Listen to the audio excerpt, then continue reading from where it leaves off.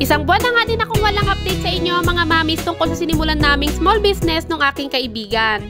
Kaya naman ngayong araw mga mamis atong at mag-update ako sa inyo at babalitaan ko kayo kung ano nga bang nangyayari na sa small business sa sinimulan namin ng kaibigan ko. Bale itong video pala na to mga mamis ay yung November pa.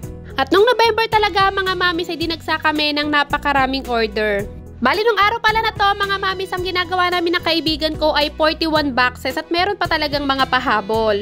At dahil dalawa nga lang kami ng kaibigan ko nagkatrabaho dito mga mamis ay inabot talaga kami ng 2 days bago namin to natapos. At masayang-masaya ko nga ibabalita sa inyo mga mamis kung napapansin nyo nga na kahit papano naman, mas marami na kaming ginagamit ngayon na haluan ng pulburon at dalawa na din yung lamesa namin.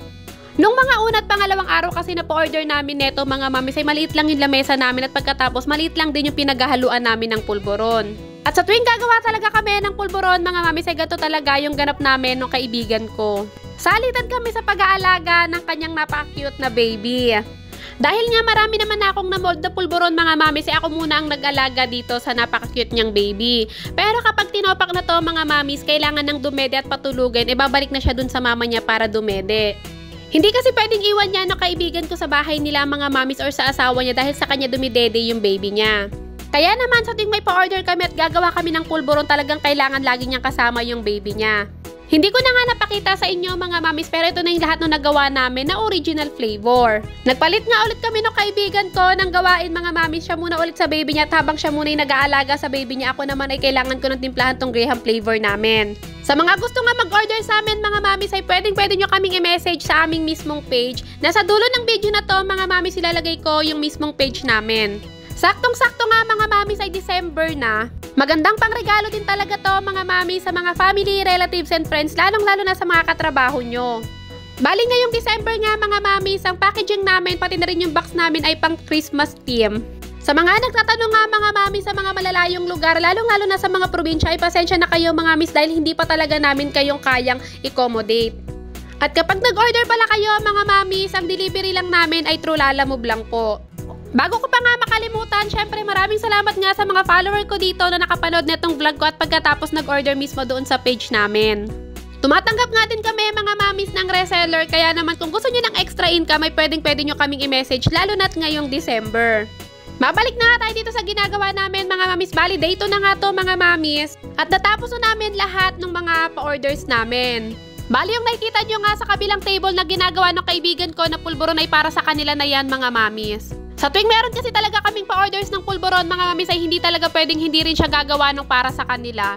Dahil kahit sila mismo mga mamis ay adik na adik din talaga sa pulburon namin na paninda. Sa mga magtatanong nga mga mamis, pasensya na kayo dahil hindi talaga for sharing itong ingredients namin sa pulburon. Pero pwede ko naman kayong bigyan ng tip mga mamis kung paano nga ba namin ginagawa tong pulburon. Pagdating sa paggawa ng pulburon mga mamis, lalong-lalo na kung pang business nyo ay wag na wag kayong gagamit ng mantika. Make sure mga mamis na butter talaga ang gamit nyo dahil bukod talaga sa gatas, yun din talaga yung isa sa nagpapasarap ng pulburon nyo. At sa mga hindi pa nga nakakaalam kung paano ba gumawa ng pulburon mga mamis ay pwede naman kayong manood sa YouTube. Dahil nung una talaga mga mamis ay ganun lang din naman talaga yung ginawa ko. At pagkatapos nga ay gumawa ako ng sarili kong timpla. At nakakatuwa nga mga mamis kasi marami talagang nagkagusto sa lasa ng pulburon namin. Bali natapos na nga kami mga mamis at pinlasik na namin isa-isa para nga kinabukasan ay ma-deliver na.